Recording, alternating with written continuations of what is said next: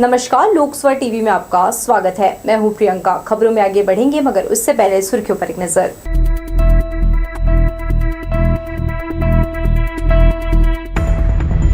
महाप्रभु श्री जगन्नाथ के दर्शन करने उमड़ी श्रद्धालुओं की भीड़। उप मुख्यमंत्री ने की छेरा पहरा की रस्म अदायगी।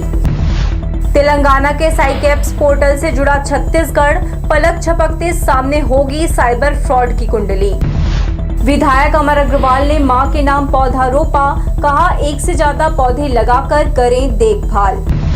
और भ्रष्टाचार की सड़क नहीं बन पाई गौरव, 10 साल बाद हालत खराब। तो ये थे सुर्खियां, और अब खबरें विस्तार से। रेलवे परिक्षेत्र स्थित मंदिर से महाप्रभु श्री जगन्नाथ जी की रथ यात्रा बाजे गाजे और हर्षोल्लास के साथ निकाली गई। रथ खींचने के लिए दर्शनार्थियों में होड़ मची थी।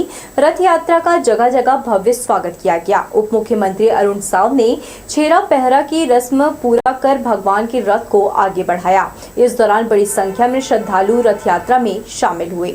महाप्रभु भगवान जगन्नाथ की रथ यात्रा रेलवे परिक्षेत्र के मंदिर से बाजे गाजे और हर्षोल्लास के साथ निकाली गई। इससे पहले छेरा पहरा की रस्म अदायगी के बाद उनके प्रतीक चिन्ह सुदर्शन को लाया गया। इसके बाद क्रम से सुभद्रा, बलभद्र और भगवान जगन्नाथ के श्री विग्रह को रथ पर आरूढ़ कराया गया। उप मुख्यमंत्री अरुण साव ने छेरा पहरा की रस्म अदायगी की। भगवान के साथ यात्रा में शामिल होने हजारों की संख्या में श्रद्धालु मंदिर पहुंचे हुए थे।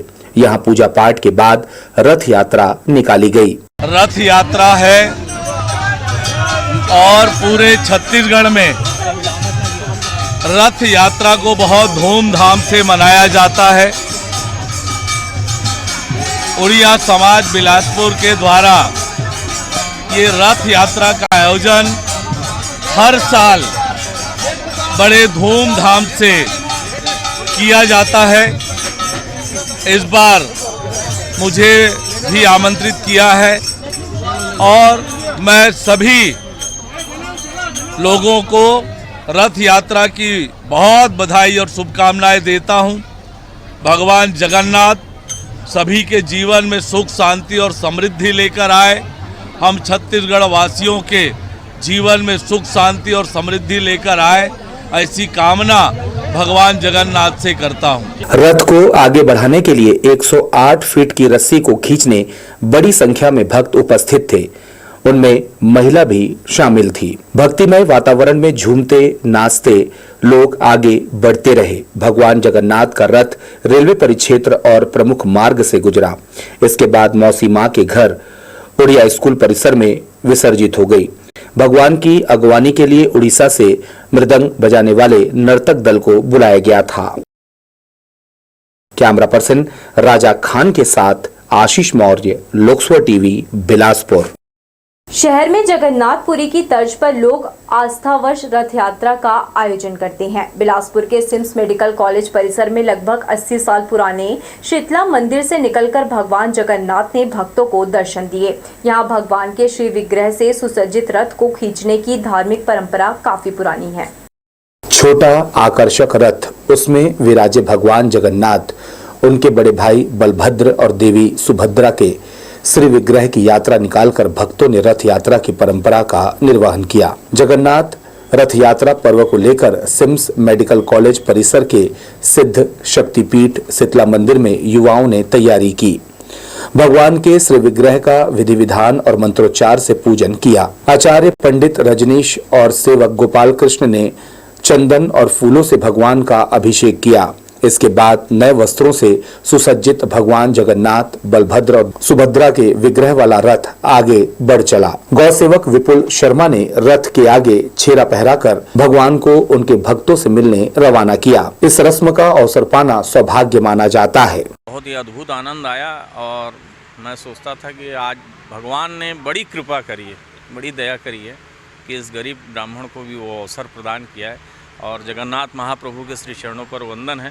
जो राजा महाराजाओं को ये अवसर मिलता था, आज ये अवसर हमको प्रदान हुआ। इसके लिए भगवान श्री के चरणों पर कोटि कोटि वंदन है। शहर के शोरगुल से परे यहाँ तामझाम के बिना प्रतीकात्मक रथ यात्रा निकालकर भक्तों को भगवान का दर्शन कराया। जय घोष कर भक्त आनंदित हुए। कदाचित पहले हमारे इस पवित्र प्रांगण में ऐसा विगत कई वर्षों से हो रहा है, पर लोगों को ये जानकारी नहीं हो पाती, जिसके अभाव में संख्या बल कम हो जाती है। परंतु आज हमारा परम सौभाग्य रहा, क्योंकि इस कलिकाल में श्री जगन्नाथ महाप्रभु के विषय में ऐसा कहा जाता है कि एकमात्र वही प्रत्यक्ष देव हैं जिनके अंदर हमारे श्री ठाकुर जी के प्राण बसते हैं। और आप जैसा कि आप सबको ज्ञात भी है कि ऐसे पवित्र महोदधि के सुंदर उस स्थल पर जगन्नाथ महाप्रभु की दिव्य जो छवि विराजमान है। और ये भी मैं आपको बता दूं कि ये कलिकाल के रहते ही जगन्नाथ महाप्रभु जी का दर्शन हो रहा है। भ्रमण कर भगवान ने भक्तों को दर्शन दिया, फिर वापस मंदिर पहुंचे। श्रद्धालुओं को फल मिष्ठान का प्रसाद वितरित किया। कैमरा पर्सन सतीश साहू के साथ Dilip Jagwani, Lok Sabha TV, Bilaspur. Science college मैदान की डेडलाइन तो वैसे 11 माह की थी, लेकिन नगर निगम ने 8 माह में ही काम पूरा करने का दावा किया था। विलंब होने की स्थिति में दिसंबर 2018 तक काम पूरा होने की बात कही गई थी, लेकिन इस प्रोजेक्ट को 7 साल हो गए, अब तक काम अधूरा है। नगर निगम ने अपना काम लगभग पूरा कर लिया है। पीडब्ल्यूडी के हिस्से का काम ऑडिटोरियम अभी भी अधूरा है। दिल्ली के प्रगति मैदान की तर्ज पर साइंस कॉलेज मैदान को बनाया जा रहा है। सार्वजनिक सभा स्थल और ऑडिटोरियम कार्य के लिए दो निर्माण एजेंसियों को ठेका दिया गया था, फिर भी प्रोजेक्ट अधूरा है। 11 माह में पूरा होने वाला प्रोजेक्ट 7 साल में भी पूरा नहीं हो सका। बताया जा रहा है कि निगम के हिस्से का काम पूरा हो गया है, लेकिन पीडब्ल्यूडी के हिस्से का काम अब भी अधूरा है। आज स्थिति यह है कि उद्घाटन होने से पहले ही साइंस कॉलेज मैदान बदहाल हो गया है। यहाँ किए गए निर्माण कार्य में बड़ी बड़ी दरारें हैं। इससे निर्माण की गुणवत्ता की पोल खुल गई है। पीडब्ल्यूडी ने समय पर काम नहीं किया, इसलिए अब निर्माण कार्य की लागत बढ़ गई है। पीडब्ल्यूडी नए एस्टीमेट के साथ काम करना चाहता है, जिसको स्वीकृति नहीं मिल पा रही है। शहर के लोगों को सभा, सम्मेलन, खेलकूद एवं सामाजिक, सांस्कृतिक एवं राजनीतिक आयोजन के लिए यहां 25 एकड़ में मैदान को तैयार किया जा रहा था। देखरेख के अभाव में निर्माणाधीन ऑडिटोरियम का काम अटक गया। अब बिल्डिंग भी खराब होने लगी है, जिस पर निगम और पीडब्ल्यूडी के अधिकारियों ने पानी फेर दिया है। किसी भी सभा समारोह के दौरान वीआईपी के आवागमन में दिक्कत ना हो, इसका यहाँ पूरा ख्याल रखा गया है, मगर नगर निगम और पीडब्ल्यूडी के द्वारा निर्माण कार्य में लापरवाही बरतने के कारण इस प्रोजेक्ट का काम ठंडा पड़ गया है। कैमरा पर्सन राजा खान के साथ आशीष मौर्य, लोकसभा टीवी, बिलासपुर। बोदरी चकरभाटा और ब्रिज के पास बना तहसील कार्यालय में जगह की कमी के कारण व्यवस्था गड़बड़ा रही थी। इसे ध्यान में रखते हुए प्रशासन ने नया तहसील भवन के लिए जगह का चयन कर निर्माण कार्य शुरू करा दिया है। लगभग 80 लाख की लागत से बनाए जा रहे नए तहसील कार्यालय का स्वरूप कुछ अलग ही नजर आएगा। चकरभाटा बस्ती से लगे इस नए तहसील भवन का निर्माण कार्य तेजी से चल रहा है। छत्तीसगढ़ में किसी भी व्यक्ति से साइबर ठगी हुई तो पुलिस को भले ही रकम वापसी में दिक्कत हो, लेकिन मोबाइल नंबर से क्लिक से पता चल जाएगा कि ठग कौन और कहां का है। इससे पहले कितनी वारदातें कर चुका है, वह फरार है या अभी गिरफ्तार है। तेलंगाना पुलिस के पोर्टल से जुड़ने के बाद यह संभव हुआ है। साइबर ठगी के मामलों को जल्द सुलझाने पुलिस साइकेप्स पोर्टल से जुड़ गया है। इसकी मदद से ठग मास्टरमाइंड की कुंडली पलक झपकते पुलिस के सामने आ रही है। यह इसलिए संभव हुआ है क्योंकि छत्तीसगढ़ पुलिस तेलंगाना में साइबर फ्रॉड को काबू करने के लिए बनाए गए पोर्टल साइपेक्स से जुड़ गया है, जो कि काफी मददगार साबित हो रहा है। इस पोर्टल में 24 राज्य शामिल हैं, इसलिए अधिकांश वारदातों में धोखेबाज का पूरा ब्यौरा पुलिस को तुरंत मिल रहा है। जो साइबर की लंबी ट्रेनिंग ली है, ऐसे लोगों को वहाँ हमने परिस्थापना की हुई है और उसको हमने साइबर थाने को कहा है कि जो भी साइबर की रिपोर्ट आती है 100% रिपोर्ट उसमें दर्ज की जाए, इन्वेस्टिगेट की जाए। आप देखे होंगे कि पिछले 1-2 महीने में कुछ अच्छे केस भी इन्होंने किया है, बाहर से पकड़ के लाए हैं। अभी जिस बिल्डिंग में चल रहा है वो बिल्डिंग, उस बिल्डिंग में अभी आईसीयू की यूनिट भी चल रही है, वो कहीं अन्यत्र शिफ्ट होने वाली है। उसके शिफ्ट होने के बाद वो उस बिल्डिंग में, भवन में इतनी पर्याप्त जगह है कि कोई समस्या नहीं आएगी, आसानी से स्मूथली थाना चलता रहेगा। और फिर जब नई बिल्डिंग सैंक्शन आएगा और नई बिल्डिंग चिन्हांकित होगी तो अपने आप बनेगी।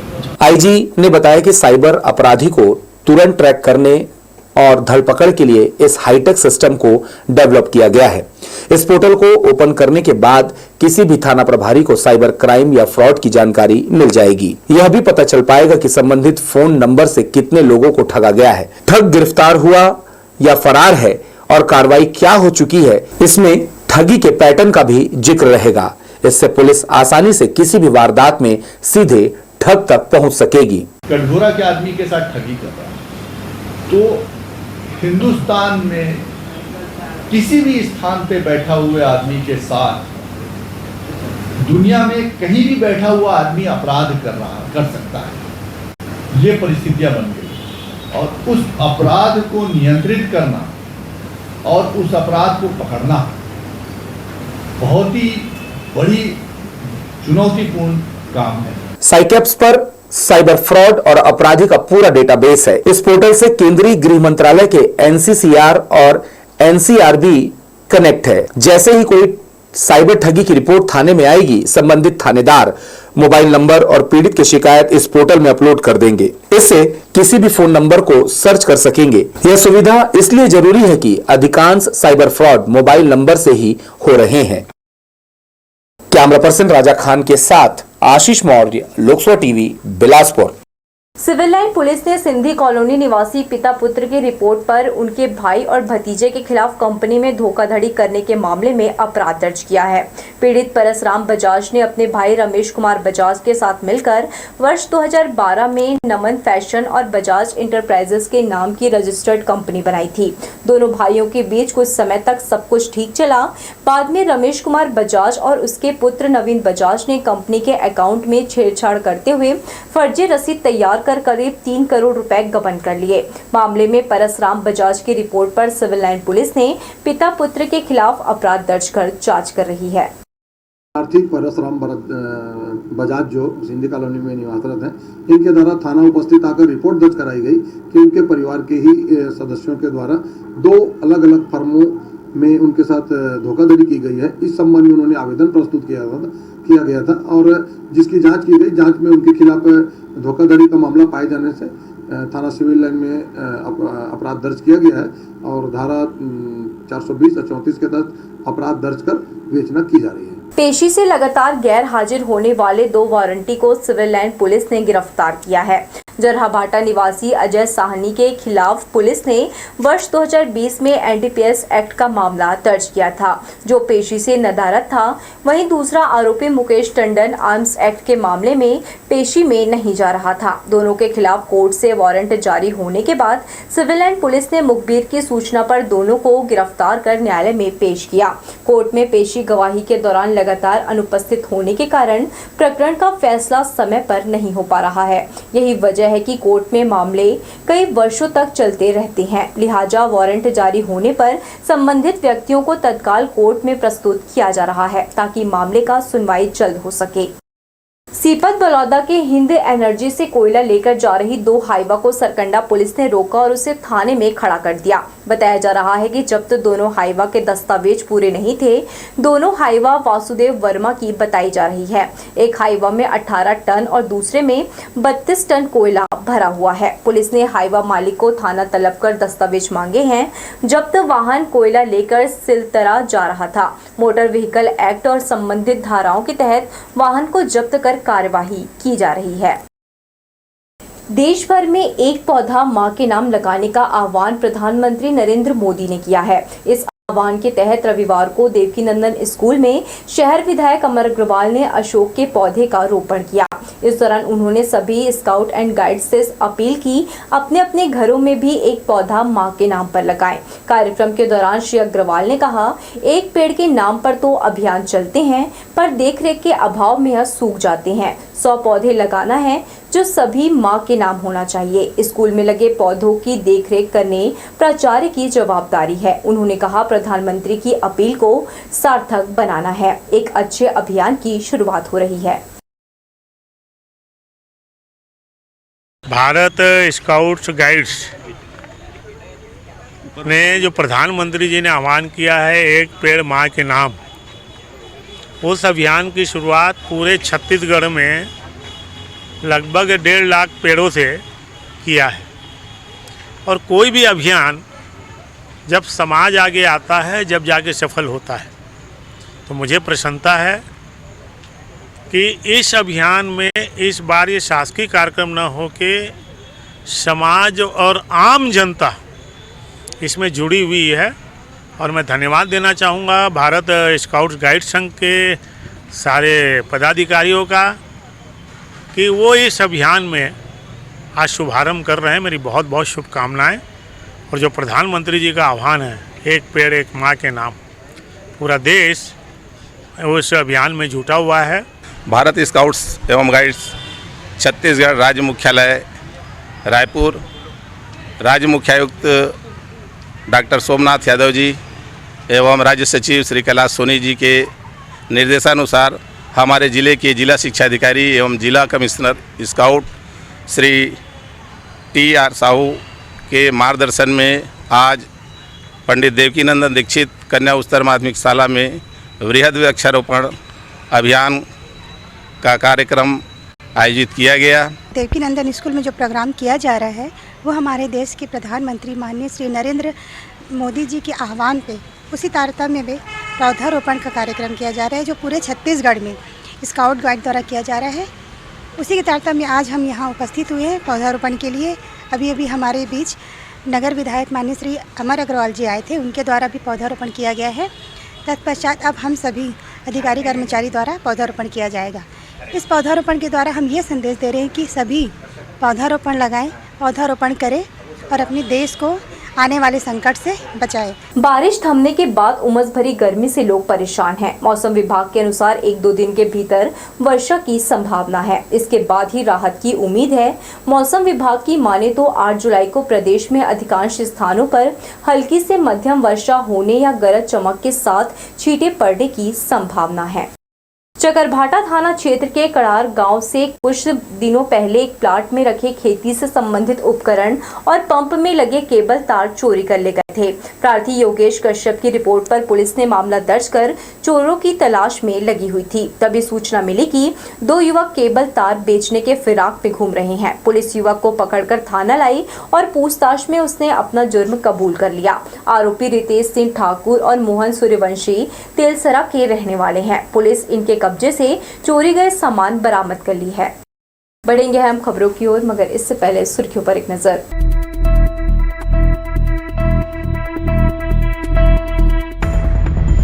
महाप्रभु श्री जगन्नाथ के दर्शन करने उमड़ी श्रद्धालुओं की भीड़। उप मुख्यमंत्री ने की छेरा पहरा की रस्म अदायगी। तेलंगाना के साइकेप्स पोर्टल से जुड़ा छत्तीसगढ़, पलक झपकते सामने होगी साइबर फ्रॉड की कुंडली। विधायक अमर अग्रवाल ने मां के नाम पौधा रोपा, कहा 1 से ज्यादा पौधे लगाकर करें देखभाल। और भ्रष्टाचार की सड़क नहीं बन पाई गौरव, 10 साल बाद हालत खराब। 10 वर्ष पूर्व मंगला चौक से महाराणा प्रताप चौक तक सड़क का निर्माण कराया गया था। इसका ठेका 2 हिस्से में दिया गया था। अब हालात यह है कि मंगला चौक से लेकर महाराणा प्रताप तक सड़क की हालत खराब है। सड़क धंस गई है तो कहीं सीवरेज का चैम्बर सड़क के ऊपर आ चुका है। इससे आए दिन दुर्घटना की आशंका बनी हुई है। हैरानी की बात है, गौरव पथ के निर्माण में भ्रष्टाचार करने वाले बिलासपुर के ही बड़े पदों पर आसीन हैं। शहर में यातायात व्यवस्था को सुधारने के लिए 1 दशक पहले मंगला से महाराणा प्रताप चौक तक सड़क का निर्माण कराया गया था। निर्माण के बाद से ही यह सड़क धंसने लगी। मामला हाईकोर्ट तक पहुंचा। इसमें कई अधिकारियों के खिलाफ कार्रवाई का आदेश हुआ, पर अब तक एक पर भी कार्रवाई नहीं की गई। अब तो हालात यह है कि कहीं सीवरेज का चैम्बर सड़क के ऊपर है तो कहीं नीचे हो गया है। इससे वाहन चलाने वालों को परेशानियों का सामना करना पड़ रहा है। उनका कहना है कि इस सड़क पर जान का जोखिम उठाकर वाहन चलाना पड़ता है। सर जी, हम लोग रोज आना जाना, दिन में कम से कम हमारे 500 ऑटो आना जाना रहता है, जो कि हमको आने जाने में सवारी को खतरा रहता है और हमको भी खतरा। जैसे खतरों से कितने बार हम लोग मुश्किल के सामना किया है। तो इसके बारे में आप लोग को कुछ हमारे मदद सहयोग की ज़रूरत है। खतरा बना रहता भैया, क्या है, गड्ढा है और ऐसे जा रहे होते हैं बाइक से, अचानक से इसमें पड़ता है तो बाइक ऊपर नीचे हिलता है तो बैलेंस बिगड़ के गिर के जान, मतलब सिर विर फटने उठने का कई प्रकार खतरा भी बना रहता है।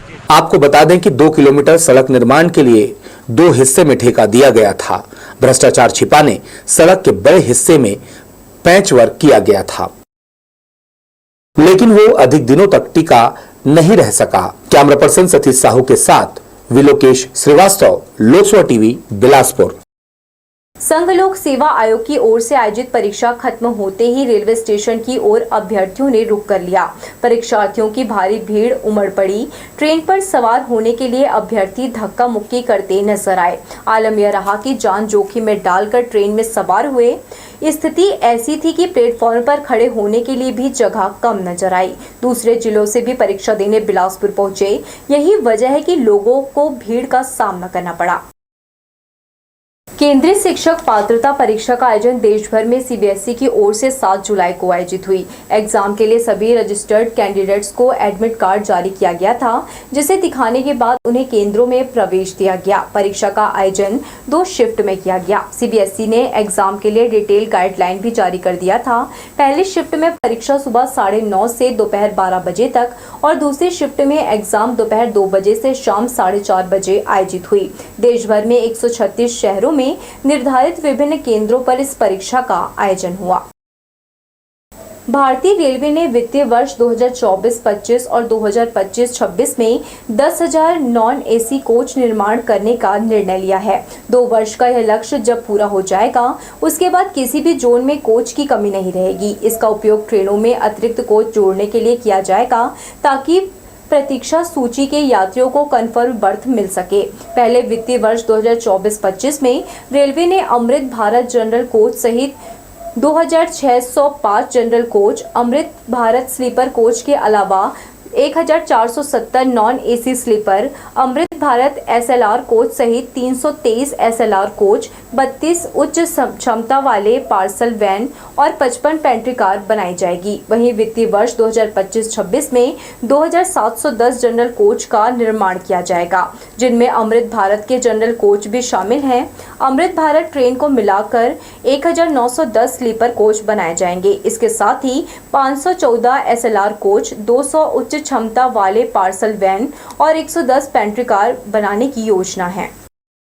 खनिज विभाग की टीम ने रविवार तड़के ग्राम कुकुर्दी कला, अमरडीहा, उदयबंद, गतौरा, लोधीपारा, लोफंदी, सेंद्री, कछार, निरतू और धूरीपारा मंगला क्षेत्र में खनिज परिवहन कर रहे वाहनों का सघन जांच अभियान चलाया। इस दौरान कुकुर्दी कला पचपेड़ी में शिवनाथ नदी के भीतर 2 नग चैन माउंटेन मशीन को खनिज रेत के अवैध उत्खनन करते पाए जाने पर नदी के बाहर खड़ा कर जब्त कर सील किया गया। साथ ही हाईवा को रेत का अवैध परिवहन करते पाए जाने पर टीम ने उसे जब्त कर पुलिस थाना पचपेड़ी की अभिरक्षा में रखा है। इसी तरह ग्राम गतौरा में मुरुम मिक्स चिल्लिम पत्थर का अवैध परिवहन करते 2 ट्रैक्टर और ग्राम कछार में रेत का अवैध परिवहन करते 1 ट्रैक्टर को जब्त किया गया है। पकड़े गए सभी के विरुद्ध खनिज अधिनियम के तहत कार्यवाही की जा रही है। रेलवे प्रशासन द्वारा यात्रियों के सामानों को एक से दूसरे स्टेशन भेजने के लिए ट्रेनों में अलग से बोगियां लगाई जाती है, जिसे रेलवे की भाषा में एसएलआर कहते हैं। रेलवे की पार्सल सेवा छोटे व्यापारियों और यात्रियों की माल ढुलाई का एकमात्र सुविधाजनक साधन है। इसे ध्यान में रखते हुए छोटे बड़े व्यापारियों को प्रतिस्पर्धी दर के साथ सुरक्षित पार्सल और माल परिवहन सुविधा उपलब्ध कराने के लिए मंडल से चलने वाली 10 ट्रेनों के 20 पार्सल बोगी एसएलआर को लीज पर देने के लिए IREPS की वेबसाइट पर ई निविदा 5 जुलाई को जारी किया गया था। पार्सल बोगी लीज आवंटन की प्रक्रिया 19 जुलाई को सुबह 11 बजे से की जाएगी। इस ई निविदा के लिए वेबसाइट में वे सभी इच्छुक व्यक्ति भाग ले सकते हैं जिनके पास डिजिटल DSC है। लीज होल्डर को ट्रेन के प्रारंभिक स्टेशन के साथ यात्रा मार्ग के सभी पार्सल आधारित स्टेशनों में पार्सल लोडिंग और अनलोडिंग की सुविधा होगी। लीज होल्डरों को इससे काफी फायदा होगा। तो ये थी हमारी लोकसभा टीवी की तमाम खबरें। अगले बुलेटिन में आपसे फिर होगी मुलाकात। तब तक के लिए पूरी टीम के साथ प्रियंका को दीजिए इजाजत। नमस्कार।